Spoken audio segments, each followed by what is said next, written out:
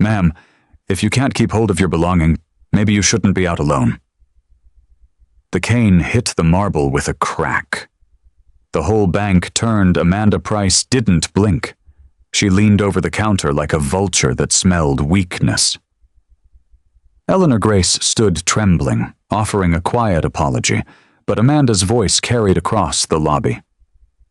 This line is for real clients, not people who don't belong here. The teller laughed. The security guard stepped forward. Customers shifted back. Choosing silence over decency, Eleanor reached for her card with shaking hands, and Amanda snatched it like it offended her fingers. An account this size? Please, what are you trying to pull? Jordan, escort her out. The guard moved in, heavy boots, hard face, and the old woman flinched as he grabbed for her arm. But then, she lifted her chin, a calm, unexpected strength settling into her voice. If you're done insulting me, she whispered, I'd like to speak with your regional director. Amanda laughed, loud, cruel, certain she'd already won. The teller smirked. The customers watched. No one knew the world was about to flip upside down. No one knew who they were really speaking to. But she did. She always did. And in few minutes, they all would know. This is Hidden Black Echoes, where the stories of struggles are told, the rise, and the voice of those the world tried to silence. If you believe respect should never depend on wealth, clothing, age, or how useful someone looks to the world, hit like and subscribe so more stories like this reach the people who need their hearts softened most. I'm sorry, Eleanor said softly. I didn't mean to drop it. But Amanda Price didn't care. The bank manager leaned over the counter with a smirk sharp enough to draw blood. Ma'am, if you can't keep hold of your belongings, maybe you shouldn't be out alone. A few customers winced. Tyler Briggs, the young teller beside her, stifled a laugh. Mrs. Grace blinked, steady but quiet. I just need to make a withdrawal, dear. It's important. Amanda rolled her eyes dramatically, loud enough for the line behind the old woman to hear. Of course it's important. They always say that. ID? Eleanor reached into her small, worn purse, the kind people assume belonged to someone with nothing left to lose. She handed over her card. Amanda barely glanced at it before her lip curled. This account requires executive clearance. Do you even know what that means? I do, Eleanor said, her voice a fragile thread. I've handled it for years. Tyler snorted. Sure you have. People in line shifted uncomfortably. A mother pulled her child a bit closer. A businessman checked his watch, irritated. Eleanor kept her gaze lowered, not out of shame, but because she'd learned long ago that dignity sometimes grows in silence. Amanda tapped her nails on the counter. Look, Mrs. Grace, was it? You can't just walk in claiming you have an account of this size. We've had scammers try that before. Eleanor's breath hitched. I'm not a scammer, dear. Jordan, the security guard, stepped closer. Too close. Manager, do you need me to escort her outside? Eleanor stiffened, but said nothing. Amanda waved him forward. Not yet. First, I want her to understand something. She raised her voice, performing for everyone in the bank. You cannot waste our time. This line is for real clients, not... She paused, eyes cutting sharply down Eleanor's faded clothes. People who don't belong here. A hush fell over the bank. No one stepped in. No one defended her. People just watched. And that was always the worst part. Eleanor straightened slowly. Her voice remained gentle, but there was a strange calm beneath it. Dear, I only need to withdraw a portion of my own funds. That's all. Amanda scoffed. Your own funds? Do you even know how many zeros are in this account? What are you really trying to pull? Tyler chimed in smugly. Maybe she found the card on the ground. More quiet laughter. Someone whispered. She looks homeless. Eleanor's hands trembled, but her eyes, warm, dark, observant, scanned each face. She wasn't angry, she wasn't scared. She was simply disappointed. Amanda snapped, "Jordan, take her outside, please!" Jordan stepped forward. "Ma'am, let's go." Eleanor held her ground. "Young man, I'm waiting for assistance, that's all." Amanda slammed the drawer shut and leaned over the counter so close her perfume burned. "You'll wait outside. My staff and I have real customers to help." Something in the room cracked. Not glass, not wood, something human. A few people turned away in guilt. Others leaned in, hungry for the spectacle. Jordan reached for Eleanor's arm. She flinched. Her cane still lay on the floor at his feet. "Please," she whispered, "don't touch me." Tyler chuckled. "She's more dramatic than my grandma." Amanda's voice rose in icy triumph. "You're done here, ma'am. Leave before we call the police."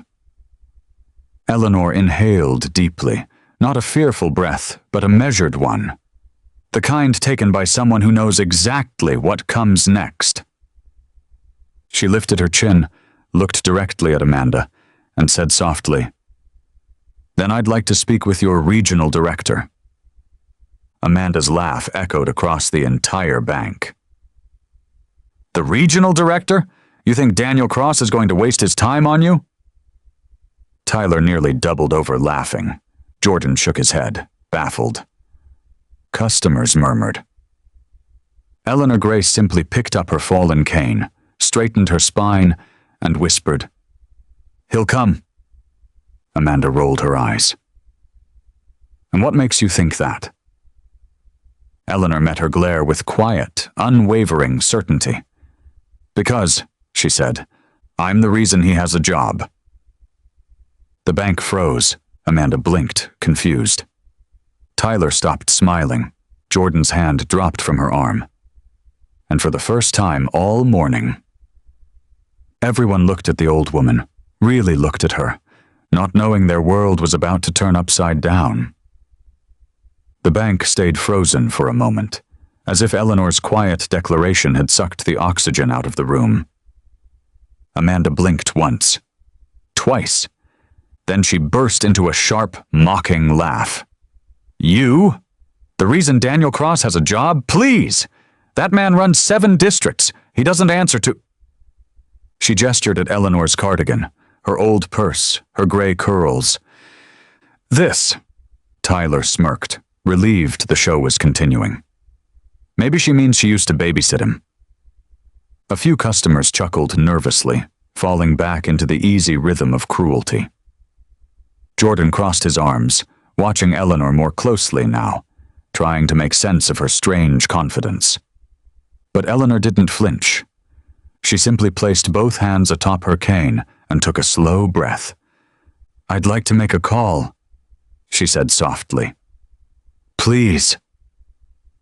Amanda scoffed. "Absolutely not. Our phones are for staff only."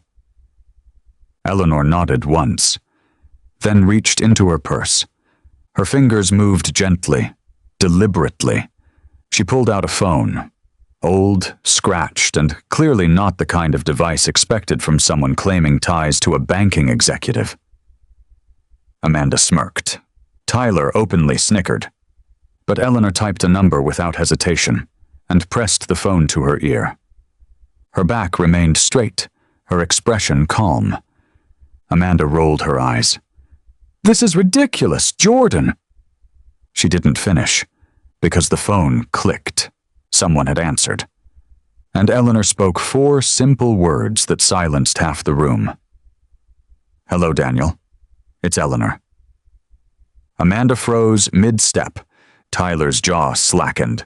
Several customers turned fully around. On the other end of the phone, a man's voice burst through the speaker, loud enough for half the bank lobby to hear. "Mrs. Grace, where are you? Why haven't you returned my calls?" Amanda's face drained of color. Jordan shifted uncomfortably. Tyler swallowed hard. suddenly wishing he hadn't laughed. Eleanor spoke gently into the phone. "I'm at your branch, dear. I needed assistance." A sharp inhale. "Did someone give you trouble?" Amanda stepped back, panic creeping into her posture. "Ma'am." Eleanor held up a hand, silencing her without a single harsh word. "No trouble," she said. "Just hesitation." Daniel's voice grew tight. "Put the manager on the phone. Now." Every head turned toward Amanda. Her palms began to sweat. Eleanor held out the phone. "Dear," she said softly, "he'd like to speak with you." Amanda swallowed. Her fingers trembled slightly as she took the phone. "Hello? Mr. Cross, sir, Yes, she's here, but... No, I didn't... Yes, of course, Yes, sir. Immediately." The color drained further from her face. She hung up slowly, hands shaking. Then she turned toward Eleanor with a forced, brittle smile. "Mrs. Grace," she said, voice suddenly syrupy sweet, "why don't we step into my office? I'll handle your request personally." Eleanor blinked. "But darling, you said I wasn't a real client." Tyler winced. Jordan shifted again, uncomfortable. Amanda's smile cracked. There was a misunderstanding. "No, dear," Eleanor said gently. "There wasn't." The softness of her tone made it worse, because it was kindness wrapped around truth. Amanda gestured desperately toward the office. "Please, please, ma'am, this way." Eleanor stood still. "Before I go anywhere, I'd like you to return my card. And apologize." A hush fell over the entire bank. Amanda froze. Her pride flared in her eyes, but so did fear. Real fear. Because Daniel Cross was not a man anyone wanted to anger, and whatever Eleanor Grace was to him, it was serious. Slowly, Amanda reached into the drawer, retrieved the bank card, and offered it back with a shaking hand. "I apologize," she forced out. Eleanor didn't take the card. "Louder, dear. The whole room heard you dismiss me. Let them hear you acknowledge it." A customer gasped softly. Tyler looked down at his shoes. Jordan stared at the floor. Amanda's jaw tightened. But she drew a breath and said louder, trembling, "I'm sorry, Mrs. Grace, I was rude." Eleanor accepted the card. "Not rude, dear," she corrected softly. "Prejudiced." Amanda's throat bobbed. A few customers held their breath. Tyler whispered under his breath, "Oh my God." Eleanor finally nodded and walked past Amanda toward the office. But before she entered, she turned back to the stunned lobby and said in the same soft voice, "You never know who you're speaking to, until kindness reveals what cruelty cannot see." She disappeared into the office, leaving a room full of people questioning themselves. And Amanda Price, once the proud, unshakable manager, sank into her chair, pale and shaken. Because in the next 5 minutes, Daniel Cross was arriving in person, and her downfall had already begun. The glass office door clicked shut behind Eleanor as she stepped inside, lowering herself gently into the visitor's chair. Amanda hovered by the desk, twisting her fingers, pacing like a trapped animal. "I've prepared the system for your withdrawal," Amanda stammered. "Or deposit, or whatever you need, Mrs. Grace. I'm happy to help." "You weren't 5 minutes ago," Eleanor replied softly. Amanda froze. "Ma'am, Eleanor lifted a hand, silencing her. "If your character changes depending on who you think someone is, then you don't have character at all." Amanda's face tightened. She opened her mouth to respond, but a shout erupted from the lobby. "He's here!" Footsteps thundered. Voices rose. The bank suddenly shifted like a hive disturbed. Amanda's blood ran cold. The office door swung open with force. Daniel Cross, tall, sharply dressed, mid-50s, radiating calm authority, stepped inside with the presence of a man who expected immediate obedience. Behind him trailed 2 assistant managers and a security supervisor, all whispering nervously. Daniel's eyes swept the room and softened the instant they landed on one person. Eleanor. He moved toward her with genuine warmth. "Mrs. Grace, thank God you're all right." Amanda's knees nearly buckled. Daniel extended both hands to Eleanor. She accepted them with a gentle smile. "You came quickly," she said. "I would have flown here if you needed me," he replied. "I've been trying to reach you for days." Amanda's throat tightened. Days? So this wasn't just a VIP. This was someone at the core of the bank's hierarchy. Daniel turned sharply towards Amanda. His expression shifted from warmth to ice. Who is responsible for the way she was treated? His voice was calm, but deadly. Amanda swallowed. "Sir, I didn't know who she was." "That's exactly the problem," he snapped. "Respect should never depend on status." Amanda's mouth hung open. Daniel turned to Tyler, who hovered near the doorway, pale as paper. "Did you laugh at her?" Tyler's lips trembled. I didn't mean—" "You humiliated a senior citizen in public," Daniel cut in. "You mocked her appearance. You denied her service. Do you have any idea who she is?" Tyler shook his head, tears forming. "Mrs. Eleanor Grace is one of the founding partners of Grace Financial Holdings," Daniel said. "The parent company of this entire bank chain. If this moment interests you, take a second to like this video and subscribe for more stories where hearts change faster than fortunes ever could." Amanda slapped a hand over her mouth. Tyler staggered back, gripping the doorframe. Jordan, standing behind them, lowered his head, shame burning in his cheeks.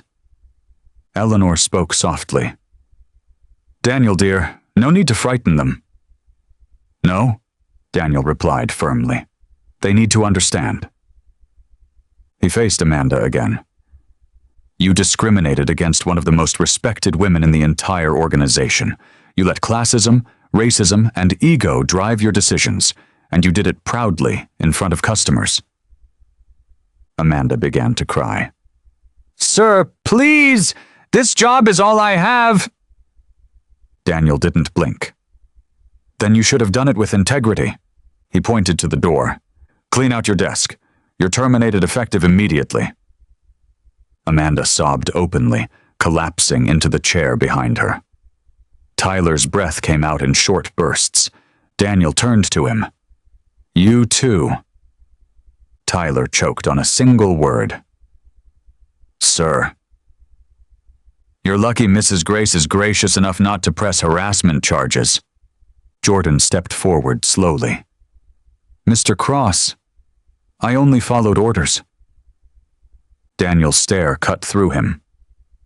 "A good man follows principles, not bullies." Jordan looked down, voice cracking. "I'm sorry, ma'am." Eleanor gave him a small nod. "Apology accepted. But change your path, son. Protection without compassion becomes cruelty." Jordan swallowed hard and nodded once, deeply. Daniel exhaled slowly, then softened again as he turned to Eleanor. "I'm so sorry you experienced this." "It's all right," she said gently. "I needed to see it for myself." He frowned.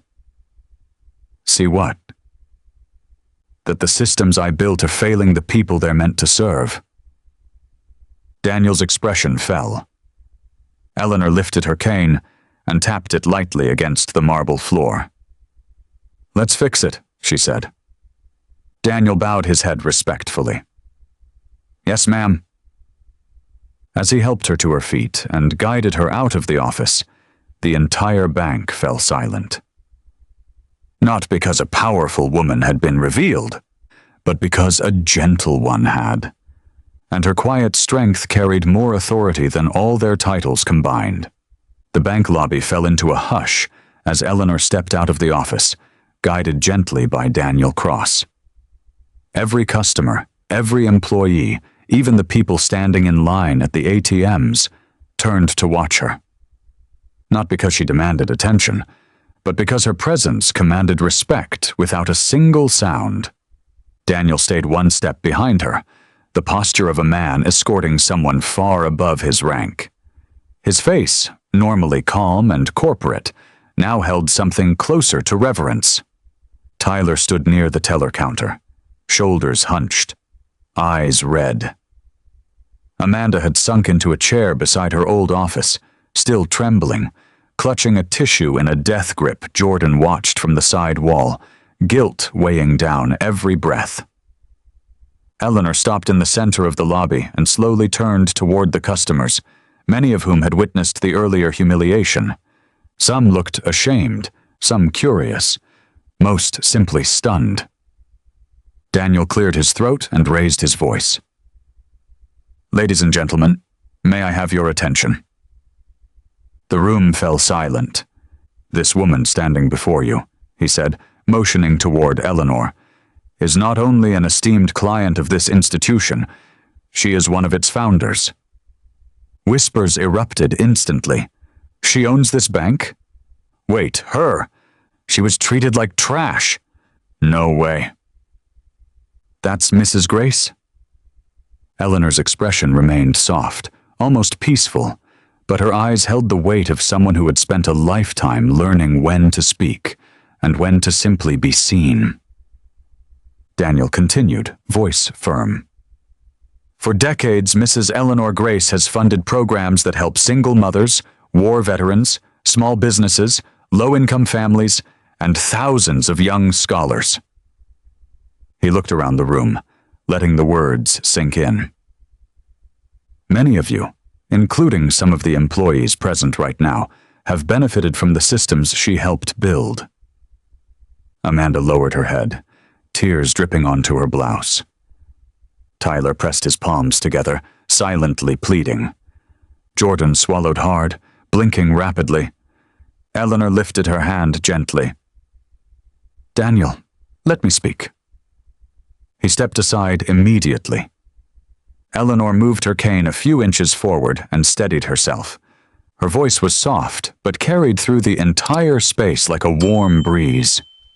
"When I walked in today, I wasn't looking for special treatment. I didn't come here to be bowed to. I didn't even want anyone to recognize me." Her gaze drifted across the faces, the employees who mocked her, the customers who turned away, the ones who remained silent witnesses.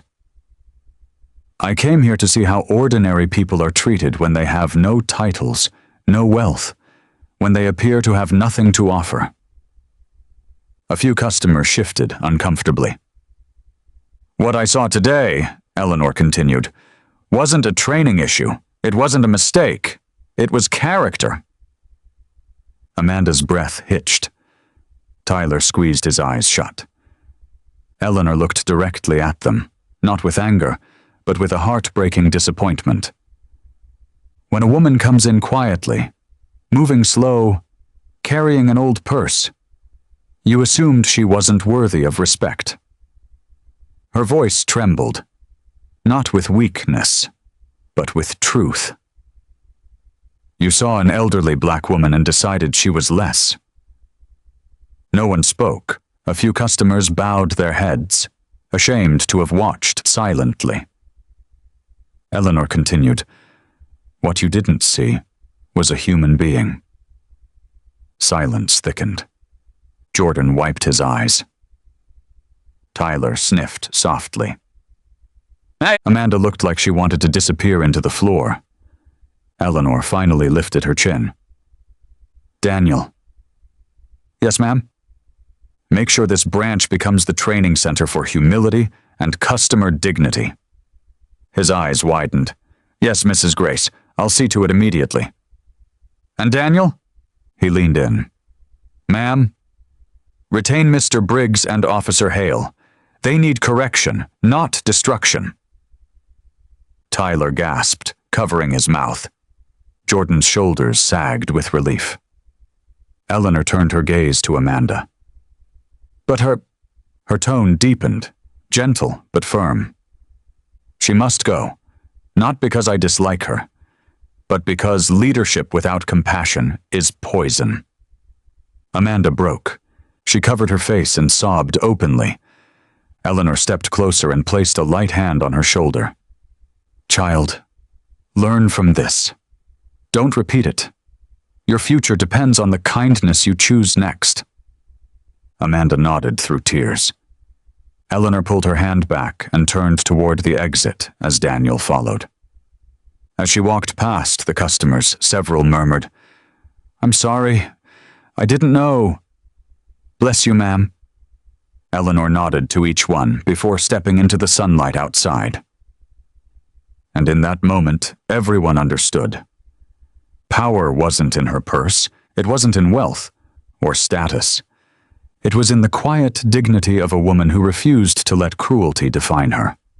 The moment Eleanor stepped outside, a soft breeze lifted the ends of her gray curls. The sun warmed her face.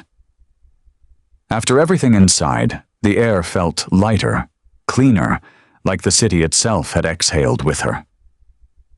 Daniel followed respectfully, holding the door open.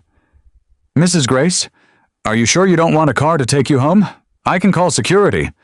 Eleanor shook her head gently. Daniel, dear, I've walked these streets since before you were born. I'm not afraid. He smiled, but the concern in his eyes didn't fade. Behind them, the glass doors swung again. Tyler and Jordan hurried out, still shaken, faces flushed. They stopped a few steps behind her, waiting, not expecting forgiveness, but hoping for the chance to give gratitude. Mrs. Grace, Tyler said quietly, voice cracking. Thank you for not letting him fire me. Jordan nodded. You could have ended us both today. Eleanor turned back to them with a soft, aching smile. I don't tear people down for sport.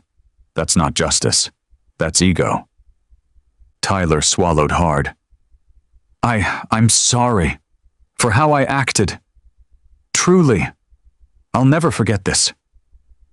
Eleanor nodded once.